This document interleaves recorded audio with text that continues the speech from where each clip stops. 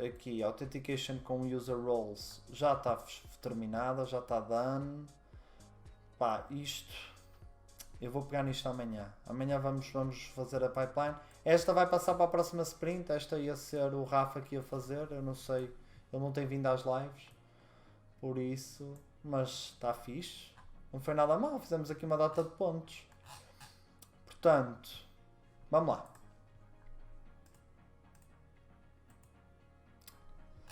Então o que é que nós fizemos aqui? O que é que tivemos a implementar neste momento? A aplicação estava construída da seguinte forma. Antes de nós implementarmos a autenticação, foi aquilo que fizemos ontem. O que tínhamos na aplicação era o seguinte. Tínhamos o nosso back-end. Ok? E aqui o nosso back-end tem os nossos serviço, o repositório, ok? Isto só para lembrar deste fluxo.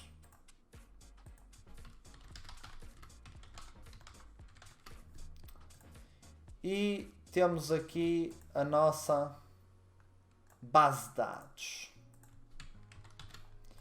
Portanto, o que tínhamos até agora, temos o serviço que acede ao repositório, ou seja, utiliza o repositório e o repositório faz as queries à base de dados. Portanto, faz as operações que nós pretendemos para a base de dados. Gravar, neste caso, restaurantes, editar os restaurantes, fazer todas aquelas operações básicas na base de dados. O que é que nós construímos depois disto? Depois disto, fizemos o nosso controller, ok? E já explicamos nas lives anteriores que o controller, portanto vamos escrever aqui controller.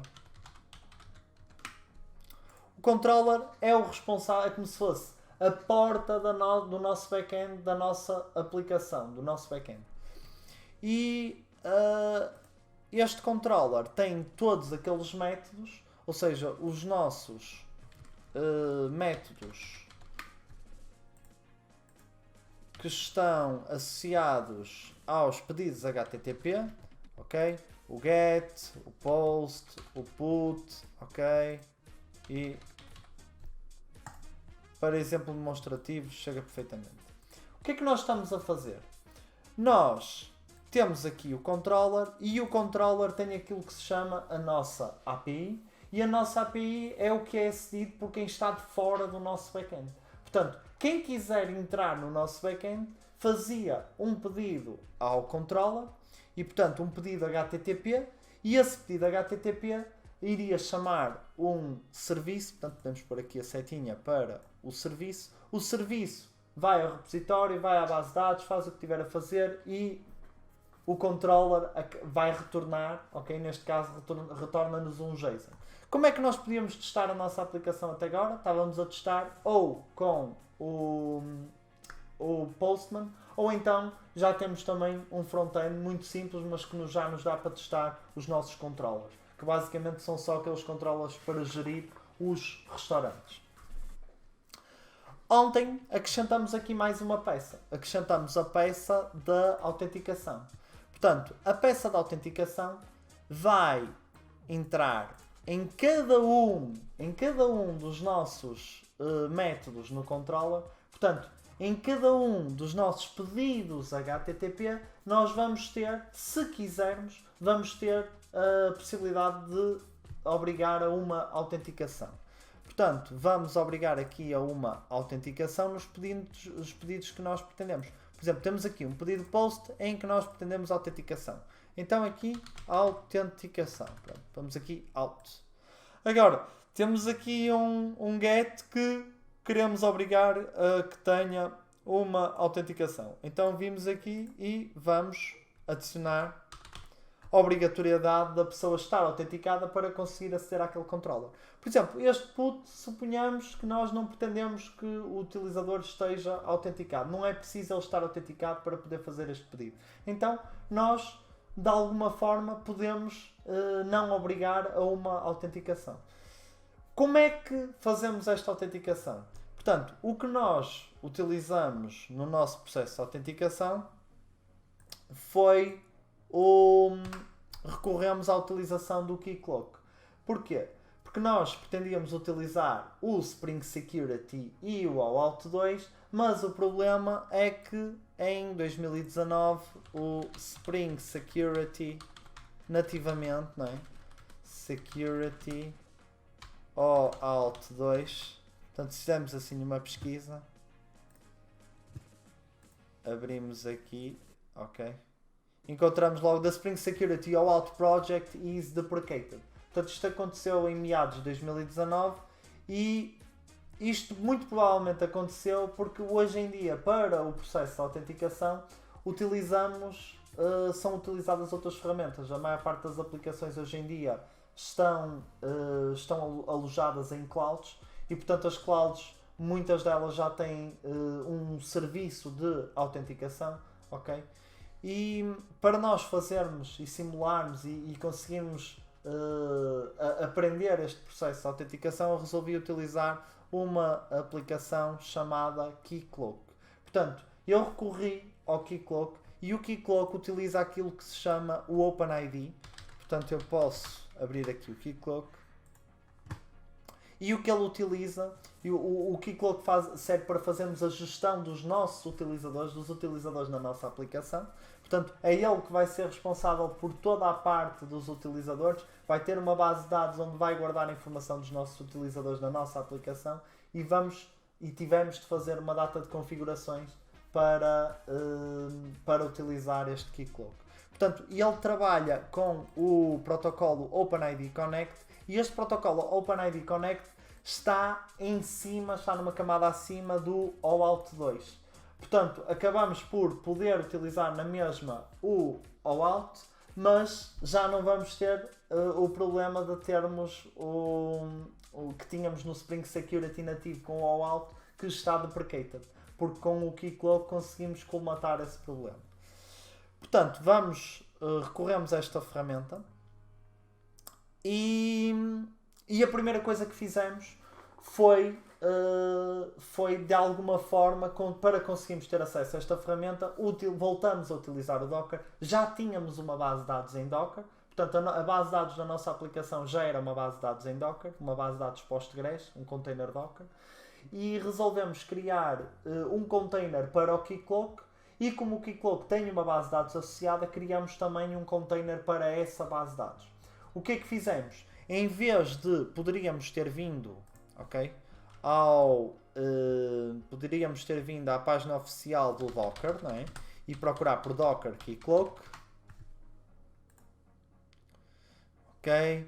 E temos logo aqui o comando para nós criarmos uma instância Docker, para criarmos um container com o Keycloak. Poderíamos ter utilizado isto, mas o que resolvemos fazer, como já temos a nossa base de dados da aplicação, queremos ter a base de dados do Keycloak separada do Keycloak propriamente dito, em containers diferentes. O que eu resolvi fazer foi utilizar um Docker Compose YAML. Portanto, basicamente é um fecheiro onde tu colocas todos os containers que pretendes criar e quando executares, quando fizeres run desse fecheiro, tu crias os teus containers todos. Portanto, foi isso que eu fiz e neste momento temos aqui 3 containers. Esse fecheiro foi criado e foi colocado eu coloquei-o nas pastas do projeto só para ficarmos com toda a informação associada ao projeto dentro da aplicação. Portanto, isto não é que seja uma boa prática, mas eu resolvi fazer assim porque assim ficamos com a informação aqui toda dentro da nossa aplicação. Portanto, basicamente o que criamos aqui, isto depois tem uma sintaxe própria, ok? E temos de ter aqui atenção à indentação e toda esta documentação está na página oficial do Docker, portanto tens acesso a toda essa documentação lá. O que eu fiz foi guiar-me por essa documentação para construir isto que aqui temos. Mas basicamente o que aqui temos? Temos a nossa base de dados Postgres, que é exatamente ter isto aqui e criar a base de dados do Postgres a partir do Docker Compose YAML ou a partir do comando docker run e depois com todos os dados para criarmos a base de dados, é exatamente a mesma coisa para criar o container. Portanto, o que nós fizemos foi utilizar este Docker Compose YAML e aqui temos o nome do container, aqui a imagem que estamos a utilizar, neste caso é uma imagem do Postgres, porque é isso que o Docker faz, não é? Ele vai buscar, faz download de uma imagem e depois cria-nos os containers. E depois estamos a utilizar a porta 5432 mapeada na porta 5432, ok? E aqui os nossos dados para o acesso da base de dados. Portanto, isto é exatamente aquilo que já tínhamos feito nas lives anteriores, mas utilizando este fecheiro Docker Compose YAML. Fiz exatamente a mesma coisa para a base de dados do Keycloak, a base de dados que o Keycloak está a utilizar, e criei um outro container que é o container do Keycloak, propriamente dito. Portanto, tenho aqui a imagem e toda esta informação também fui buscar à página oficial do Docker. Tens lá tudo, se procurares por Docker Keycloak, vais encontrar toda esta documentação. Aqui passei algumas variáveis, portanto isto é o utilizador do Keycloak, ele tem uma interface gráfica, portanto tu vais fazer a manipulação toda dos teus dados, dos teus utilizadores e da tua autenticação nessa interface.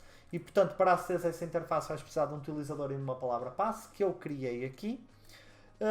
Este DB address é o nome do container onde temos a nossa base de dados para o Keycloak. Portanto, temos aqui a nossa base de dados para o Keycloak e aqui o utilizador e a password.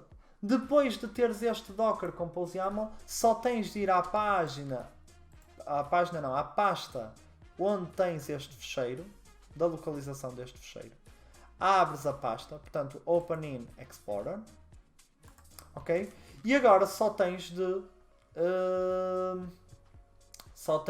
abrir uma PowerShell e fazer algo como Docker Compose, ok, up, e ele vai-te, se tiveres o fecheiro Docker Compose YAML, ok, com este nome, e neste diretório abrires a linha de comando e fizeres Docker Compose up, o que ele vai fazer é levantar estes containers, portanto ele vai-te criar estes containers aqui.